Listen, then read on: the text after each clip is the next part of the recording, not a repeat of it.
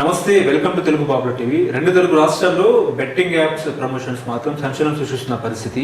ముఖ్యంగా బాలయ్య బాబు, అదేవిధంగా విజయ్ దేవరకొండ, రానా, గోపిచంద్, ప్రభాస్ ఇలాంటి అగ్ర నటులు కూడా బెట్టింగ్ యాప్స్ ప్రమోషన్స్ చేశారని చెప్పేసి కూడా మనకు వార్తలు వస్తున్న పరిస్థితి. అదేవిధంగా బాలకృష్ణ, ఇటు గోపిచంద్, విజయ్ దేవరకొండ, ప్రభాస్లపై advocate, high court senior advocate MLA Ramarao garu వాళ్ళ మీద కేసు పెట్టారు. అసలు ఆయన ఎందుకు కేసు పెట్టారు, ఆయన ఈ బెట్టింగ్ యాప్స్ మీద ఎందుకు సీరియస్ గా తీసుకున్నారు అనేక అంశాల మీద మాట్లాడదాం. సార్ నమస్కారం. సార్, ముఖ్యంగా మీరు బాలకృష్ణ కానీ, గోపిచంద్ కానీ, ప్రభాస్లపై ఎందుకు కేసు పెట్టారు, అసలు ఏంటి సార్? ఇది తీవ్రమైన విషయం. మనం చూసుకుంటే ఒక చైనీస్ బెట్టింగ్ యాప్ని వీళ్ళు ముగ్గురు ఒక షోలో ప్రమోట్ చేయడం జరిగింది. అయితే వాస్తవానికి 2015, 2016 ఎట్లయితే ఒక మనకు ప్రత్యేక రాష్ట్రం ఏర్పడ్డదు, తెలంగాణ అనే ప్రత్యేక రాష్ట్రం ఏర్పడ్డదు, సుదీర్ఘమైన పోరాటం తర్వాత ఒక ప్రత్యేక రాష్ట్రాన్ని సాధించుకున్నాక మనం అప్పట్లో ఉన్న పరిస్థితులు చూస్తే ఏడబడితే ఆడ పత్తల క్లబ్బులు, ఎటు చూసినా ఈ బెట్టింగ్లు అనేటివి మనకు కనబడ్డాయి. దాన్ని చాలా తీవ్రంగా పరిగణించిన అప్పట్లో ఉన్న ప్రభుత్వం. అయితే కేసీఆర్ గారు ఈ ప్రత్యక్షంగా ఎవరైతే పత్తలాడుతారో క్లబ్బుల పేరు మీద కామన్ గేమింగ్ హౌసెస్ ఎవరైతే నిర్వహిస్తుండ్రో, అవి ఎందుకు పత్తలాడే క్లబ్బు ముసుగులో ఆ కోర్టు ఇచ్చిన తీర్పులను అవకాశంగా తీసుకొని ఎట్లా పడితే అట్లా ఎంతోమంది ప్రాణాలు కూడా కోల్పోయాను. మనం చూడవచ్చు, ఇంతకుముందు అలా కంట్రీ క్లబ్ మీదకి వెళ్ళి దుంకి ఒక అతను చనిపోవడం జరిగింది. అదేవిధంగా ఏడబడితే ఆడ ఈ బెట్టింగ్ లేకుంటే పత్తాలు అనేటివి ఏడబడితే ఆడ మనకు కనబడుతుంది. అయితే వీటి మీద ఉక్కుపాదం మోపాలే, వీటిని నియంత్రించాలి, వీటిని ప్రజల నుండి తీసేయాలి, మొత్తం ఈ అలవాట్లు అనేటివి రూపుమాపాలి, సామాజిక రుగ్మతలను రూపుమాపాలనే ఉద్దేశంతో అప్పట్లో సీఎంగా ఉన్న కేసీఆర్ గారు చట్ట సవరణ అనేది తీసుకొచ్చారు. 74 ఏదైతే చట్టం ఉండినో ఆ చట్టం ఇప్పుడు అభివృద్ధి చెందుతున్న సాంకేతికతకు అవకాశంగా తీసుకొని ఈ బెట్టింగ్ మాఫియా రెచ్చిపోతుందని చెప్పేసి దాన్ని కూడా కొత్త చట్టంలో ఇంక్లూడ్ చేసి కొత్త చట్టాన్ని పటిష్టంగా తయారు చేశారు. అయితే గత 11-12 నెలల నుండి మనం చూడవచ్చు, ఎక్కువ శాతం ఈ సైబర్ నేరాలు అనేటివి ఎక్కువవుతాయి. అయితే మన దగ్గర వాడుకలో ఉన్న చట్టాలు గేమింగ్ యాక్ట్ కావచ్చు, గ్యాంబ్లింగ్ యాక్ట్ కావచ్చు, అదేవిధంగా digital media code of ethics కావచ్చు, ఇన్ఫర్మేషన్ టెక్నాలజీ యాక్ట్ కావచ్చు. దీనిలో ఈ చట్టాలలో ప్రత్యేకమైన శిక్షలున్న కొన్ని చట్టాలలో అయితే ఐటీ యాక్ట్లో అయితే 66 FB అని ఉంటుంది. ఇది ఇటువంటి విజేషుడు ఆర్థిక వ్యవస్థను దెబ్బతీసుడు అనేది దేశద్రోహమే అని చెప్తుంది ఆ చట్టం. అయితే ఆ పర్టిక్యులర్ సెక్షన్ 66 FB. అయితే దీనిలో నేను చూసిన అంశం ఏంటంటే, నేను కంప్లైంట్ చేసిన అంశం ఏంటంటే, ఒక షో అన్స్టాపబుల్ అని ఒక షో హోస్ట్ చేసి ఒక OTT ప్లాట్ఫామ్ మీద హోస్ట్ చేసి, అయితే ఈ చైనీస్ సంస్థలు మన కాడ ప్రత్యక్షంగా వాళ్ళు ఈ గేమింగ్ యాప్స్ ఇవి నడిపించడానికి వీల్లేదు. ఎందుకంటే మన చట్టాలలో అవి నిషేధిత యాప్లుగా ప్రకటించబడ్డాయి. అదేవిధంగా అవి నేరాలుగా పరిగణించబడతాయి. కాబట్టి వాళ్ళు డైరెక్ట్గా వాళ్ళు చేసే అవకాశం ఉండదు. నేను ఇప్పుడు చూపిస్తాను. ఈ Fun88 అనే ఒక యాప్ ఉంటుంది. ఇప్పుడు Fun88 అనేది ఇది ఆన్లైన్ బెట్టింగ్ సైట్. అయితే ఈ కంపెనీ చైనాలో మొదటగా స్థాపించబడింది. చైనా కేంద్రంగా నడుస్తుంది ఈ కంపెనీ. అయితే పూర్తి స్థాయిలో ఆఫ్రికాకు కానీ, యూరోప్కు కానీ, ఏషియాకు కానీ దీని కార్యకలాపాలన్నింటినీ విస్తరించి ఈ పూర్తి శాతం ఇల్లీగల్ గేమ్స్. అదే వీరు డైరెక్ట్ ఆడలేరు కాబట్టి వీళ్ళు ఏం చేస్తారంటే, చాలా షాకింగ్ ఉంటుంది. నన్ను ఇప్పుడు ఇదేంటంటే, వీళ్ళు Fun88 అనే కంపెనీ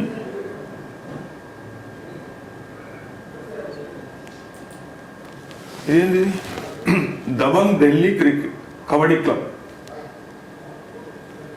అయితే ప్రతి రాష్ట్రానికి స్పోర్ట్స్ అసోసియేషన్ ఒకటి ఉంటుంది. మన దగ్గర హైదరాబాద్ క్రికెట్ అసోసియేషన్ ఉంది, హెచ్సిఏ ఉంది. హెచ్సిఏకి అనుబంధంగా చాలా క్లబ్స్ ఆడతాయి. అయితే వీళ్ళకి ఈ చైనీస్ సంస్థలకు ఈడ ఒకళ్ళు ఆపరేట్ చేసేటోళ్ళు, ఒక కౌంటర్ పార్ట్ అనేటోళ్ళు కావాలి, లేకుంటే ఒక క్యాటలిస్ట్గా ఉండే వ్యక్తి, లేకుంటే ఒక సంస్థ కావాలి. వీళ్ళు ఏం చేస్తారంటే ఇప్పుడు ఢిల్లీ కబడ్డీ క్లబ్కు ఎటువంటి సంబంధం లేదు. ఇప్పుడు ఆన్లైన్ గేమింగ్కి ఢిల్లీ కబడ్డీ క్లబ్కి ఏం సంబంధం? ఎటువంటి సంబంధం లేదు. కాకుంటే కేవలం క్రీడలు అని చూపెట్టుకుంటా. ఇంకొకటి క్రీడలు కూడా ఏం చూపిస్తారు, ఇవి నిషేధిత ఆటలు. ఇవి మనం ఆన్లైన్ బెట్టింగ్ అనేది, గ్యాంబ్లింగ్ అనేది మన దగ్గర నిషేధం ఉంది. అయితే వీళ్ళు ఏం చేస్తారంటే వీళ్ళతోని అగ్రిమెంట్ చేసుకుంటారు.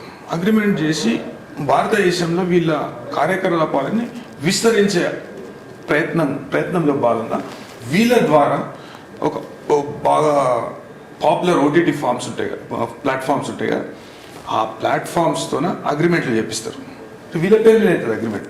ఇది ఇండియన్ కంపెనీ కాబట్టి ఇదే, దీనిలో ఏం తప్పు లేదు అని ఇప్పుడు మన కళ్ళతో చూస్తే కనబడదు. అంటే it is not visible to naked I, అందరికి కనబడదు. అట్లా మోసం చేస్తారు. ఇప్పుడు ఈ ఢిల్లీ కబడ్డీ క్లబ్ అనే అసోసియేషన్ ఉంది, professional kabaddi team based in new Delhi, India. Pro kabaddi league ఆడుతుంది. ఈ ప్రో కబడ్డీ లీగ్ వీళ్ళు ఏం చేస్తారంటే వీళ్ళు అఫీషియల్ స్పాన్సర్,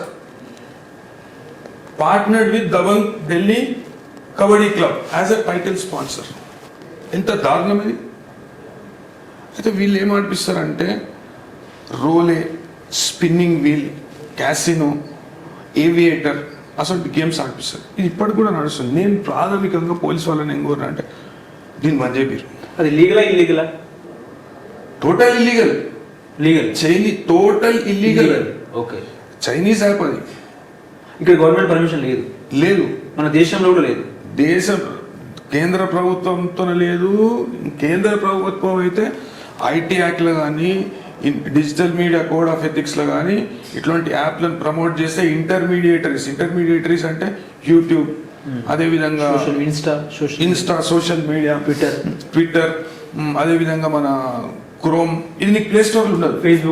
ఫేస్బుక్. ఓకే. వాళ్ళ మీద కూడా చర్యలు తీసుకుందామని వాళ్ళకు ఒక పాలసీ పెట్టుకోవాలి. ఆ పాలసీ వాళ్ళు పెట్టుకోరు. అయితే వీళ్ళు ఏంటంటే సాంకేతికతను ఆధారంగా చేసుకొని కొన్ని వర్డ్స్ బెట్టింగ్ అవి లేకుండా దీన్ని ప్రమోట్ చేస్తారు. అయితే సైట్లకు పోతే ఇప్పుడు దీనిలో చాలా మంది బాధితులు, ఈ Fun88 బాధితులు ఏంటంటే చాలా మంది ఏం చెప్పుకొస్తారంటే సార్ ఇట్లా బాలకృష్ణ ముఖ్యంగా దీన్ని ప్రమోట్ చేసాడు. అయితే ఆడ షోలో అన్స్టాపబుల్ ఒక షోలో ఏం జరుగుతుందంటే ఈ ముగ్గురు పిలుస్తారు. ఆ ఎపిసోడ్, ఆ వీడియో కూడా మొత్తం నేను సైబర్ క్రైమ్ డిపార్ట్మెంట్కి పెట్టిన. అయితే ఈ ఇద్దరు పిలుస్తారు. ఇద్దరిని పిలిచి షో ఎండ్ అవుతుందనగా కొన్ని ప్రశ్నలు అడుగుతారు. ఎవరు బాలకృష్ణ వీళ్ళిద్దరిని 2 ప్రశ్నలు అడుగుతారు. గోపిచంద్ని మన ప్రభాస్ ప్రశ్నలు అడగగానే వాళ్ళు ప్రశ్నలకు సమాధానం చెప్తారు. చెప్పినాక ఈ Fun88 ఇప్పుడు దబంగ్ కబడ్డీ క్లబ్ అనేది అసోసియేషన్ క్లబ్ వీళ్ళతో అగ్రిమెంట్ చేసుకుంటే వీళ్ళు డైరెక్ట్ ఈ Fun88 అనేటోళ్ళు ఓటీటీ ప్లాట్ఫామ్తో అగ్రిమెంట్ చేసుకోరాదు. అయితే వీళ్ళు ఏం చేస్తారు, ఇట్లాంటి స్పోర్ట్స్ అసోసియేషన్స్ ద్వారా, స్పోర్ట్స్ క్లబ్స్ ద్వారా వీళ్ళని ఏం చేస్తారంటే వీళ్ళతో అగ్రిమెంట్ చేస్తారు ఓటీటీ ప్లాట్ఫామ్. అయితే వీళ్ళు ఏం చూపెట్టాలి, ఇప్పుడు అగ్రిమెంట్ అయిన వాళ్ళ పేరే చూపెట్టాలి. అయితే వీళ్ళు ఏం చేస్తారంటే దీన్ని ప్రమోట్ చేస్తారు. ఇంకొక యాడ్, అఫీషియల్ కో స్పాన్సర్ Fun88. ఆ ప్రోగ్రామ్కి, ఆ ఓటీటీ ప్లాట్ఫామ్లో వస్తున్న ప్రోగ్రామ్కి అఫీషియల్ కో స్పాన్సర్ ఎవరు? Fun88 అనేది ఒక నిషిద్ధిత గేమింగ్ కంపెనీ. అంటే ఈ రియల్ మనీ గేమింగ్ యాప్స్ అనేటివి మన దేశంలో నిషేధం ఉంది. కొన్ని రాష్ట్రాలలో కొన్ని ఆటలు మాత్రమే అనుమతిస్తారు. మన రాష్ట్రం తెలంగాణలో కానీ, ఆంధ్రప్రదేశ్లో కానీ, అదేవిధంగా తమిళనాడులో కానీ చట్టాలు తెచ్చి బ్యాన్ చేసారు ఇట్లాంటి ఆటలను. వాళ్ళు ప్రత్యేకమైన చట్టాలు తీసుకొచ్చారు. ప్రప్రథమంగా మన భారతదేశంలోనే మొదటిసారి చట్టం తీసుకొచ్చిన ఘనత కేసీఆర్ గారికి దక్కుతుంది, తెలంగాణ రాష్ట్రానికి దక్కుతుంది. దీని తర్వాత ఆంధ్రప్రదేశ్ రాష్ట్రంలో చట్టం తీసుకొచ్చింది. ఆంధ్రప్రదేశ్ రాష్ట్రం అంటే ఈ సైబర్ నేరగాళ్ళు ఏం చేస్తారంటే వేరే స్టేట్లో ఉన్న ఫోన్ నెంబర్లు, సిమ్ కార్డులు తీసుకొని అక్కడి నుండి ఆడిపిస్తారు. అని తమిళనాడులో తెలియంగానే తమిళనాడు కూడా ఒక చట్టం తీసుకొచ్చింది. చట్టాలు ఉన్నా కానీ వీటిని ఉల్లంఘించడానికి వీళ్ళు ఇట్లాంటి మార్గాలు ఎంచుకుంటారు. అంటే అవి లీగల్ గా ప్రమోట్ చేసిన బెట్టింగ్ యాప్ అని చెప్పేసి సెలబ్రిటీలు చెప్తున్నారు కదండి. నేను చూపిస్తా, అది మంచి ప్రశ్న అడిగినాను. ఇప్పుడు వీళ్ళు ప్రమోట్ చేసిన యాప్స్ ఏంది? A23 అనే ఒక కంపెనీ ఉన్నది. A23 అనేది ఫస్ట్ కంపెనీ ఏం కంపెనీ అనేది మనం చూద్దాం. ఓకే, అంటే అది విజయ్ దేవరకొండ ప్రమోట్ చేసినట్ట? ప్రమోట్ చేసి in head digital work operators India, ఈ సంస్థ ఏడుంటది? నానకరాముదలు ఉంటుంది. ఓకే, వీళ్ళు ఏం చేస్తారు? గేమింగ్ యాప్స్ తయారు చేస్తారు. గేమింగ్ యాప్స్ తయారు చేయొచ్చు, అది పూర్తిగా లీగలే. గేమింగ్ యాప్ తయారు చేయడం పూర్తిగా లీగల్.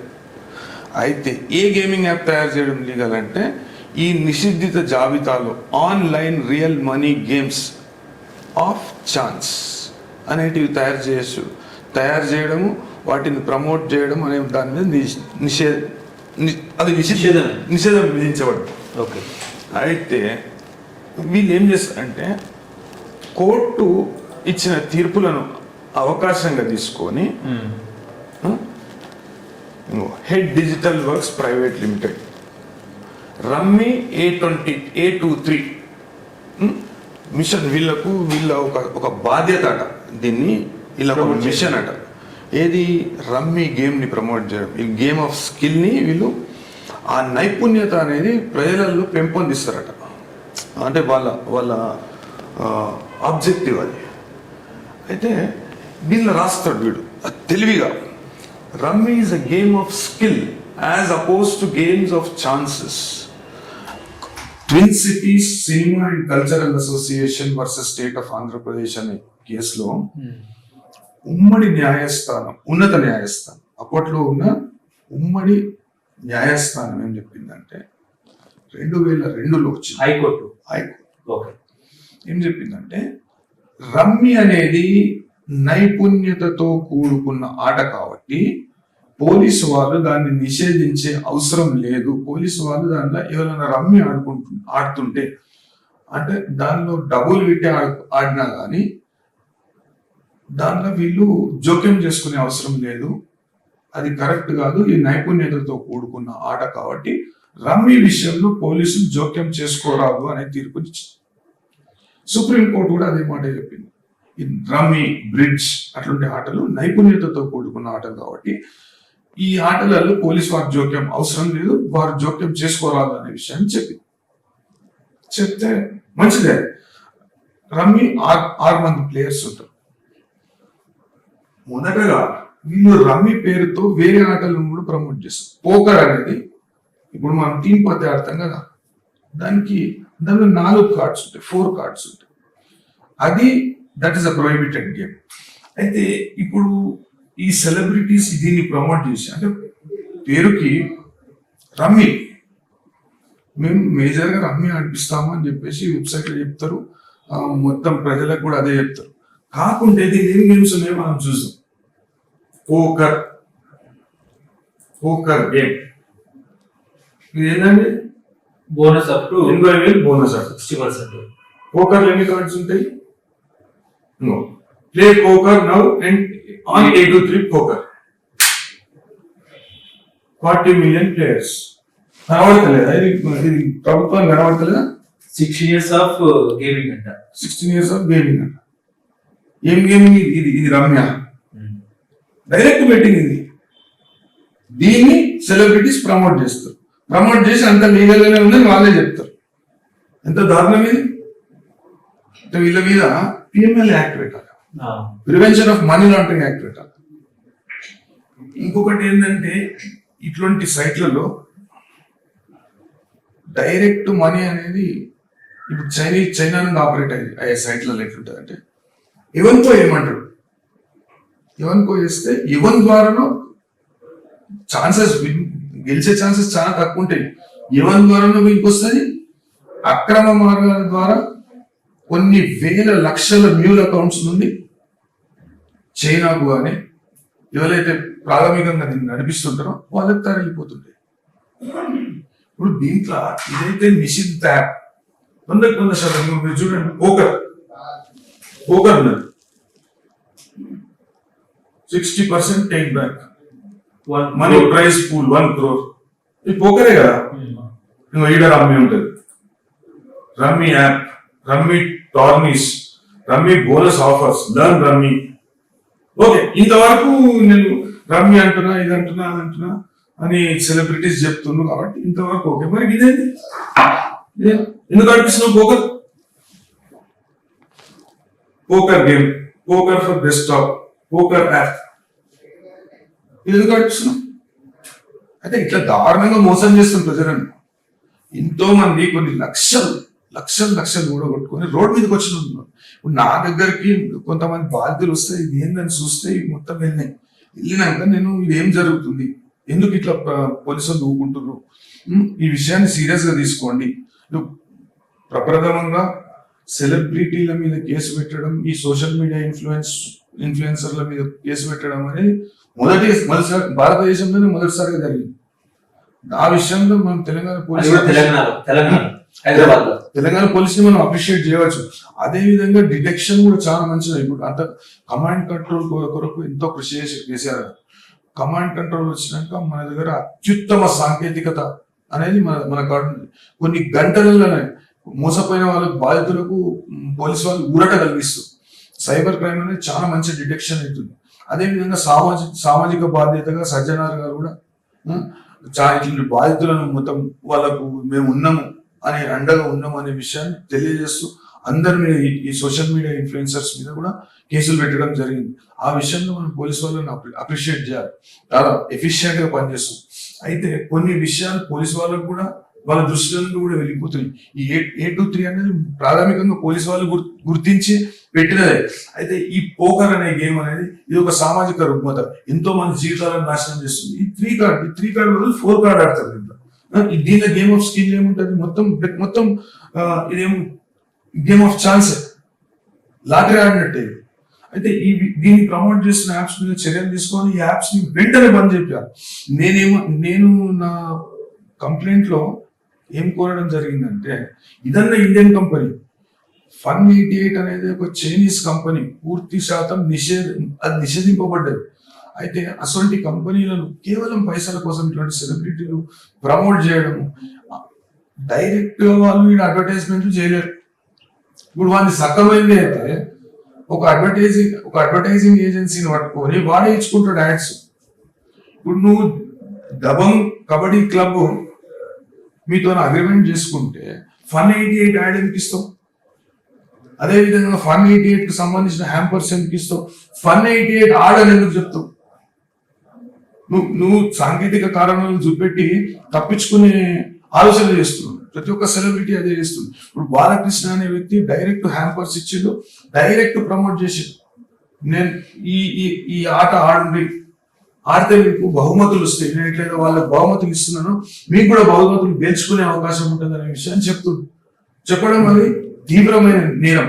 నేనేమన్నా అంటే 66FB కింద అతని మీద కేసు రిజిస్టర్ చేసి, అదే విధంగా అతనికి సపోర్ట్ చేసిన ఇతర సెలబ్రిటీస్ మీద కూడా 66FB కింద కేసు రిజిస్టర్ చేసి వాళ్ళ మీద చర్యలు తీసుకోండి. దానిలో అత్యల్పము అంటే తక్కువ 10 సంవత్సరాలు శిక్ష పడుతుంది. దాంట్లో 66FB అని, అది దేశద్రోహం కింద వస్తుంది 66FB.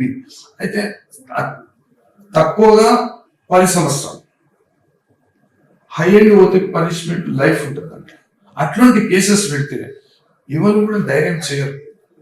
ఈ చిన్న కేసులు 41A లేకుంటే 35(3) ఇచ్చే కేసులు పెడితే వాళ్ళు ఆ ఎక్స్ప్లెనేషన్ ఇవ్వడము, ఆ కేసు డిలే చేయడం, దాని ట్రయల్ అనేది డిలే చేయడం, అంతలో పాటు ఎంతో మంది ఆడడం, ఎంతో మంది నష్టపోవడం, వీళ్ళు ఆర్థికంగా బాగుపడడం, అదే విధంగా అక్రమ మార్గాల ద్వారా ఈ పైసలు మొత్తం వేరే విదేశాలకు తరలిపోవడం అన్ని జరుగుతాయి. ఈ విషయంలో వెంటనే స్పందించవలసిందిగా నేను పోలీసు వాళ్ళని కోరడం జరిగింది. అయితే దీంట్లో I4C నేను కంప్లైంట్ పెట్టిన. I4C ప్రాథమికంగా రిజిస్టర్ చేసినాక నేను ఏదైతే లోకల్ జ్యూరిడిక్షన్ లో నేను ఉంటాను అంటే, నా ఆఫీస్ కానీ నేను ఉండే రెసిడెన్స్ కానీ ఏదైతే లోకల్ జ్యూరిడిక్షన్ లో ఉంటుందో ఆ పోలీస్ స్టేషన్ కు వాళ్ళని ఫార్వర్డ్ చేయడం జరుగుతుంది. నాకు క్షేత్రస్థాయిలో పోలీసు వాళ్ళు నన్ను కన్సల్ట్ చేయడం జరిగింది, నన్ను ఈ కంప్లైంట్ విషయంలో. అదే విధంగా ఇన్స్పెక్టర్ గారు కూడా నాకు ఫోన్ చేయడం జరిగింది. ఫోన్ చేసినాక ఈ విషయం నేను ఒక ఎక్స్ప్లెనేషన్ ఇవ్వడం జరిగింది. ఈ ఆధారాలు, సాంకేతిక ఆధారాలన్నీ నేను I46 సమర్పించిన. అదేవిధంగా నేషనల్ సైబర్ క్రైమ్ పోర్టల్లో నేను ఫిర్యాదు చేయడం జరిగింది. అయితే దీని మీద ఫార్మల్ గా లోకల్ పోలీస్ స్టేషన్ FIR చేయవలసి ఉంటుంది.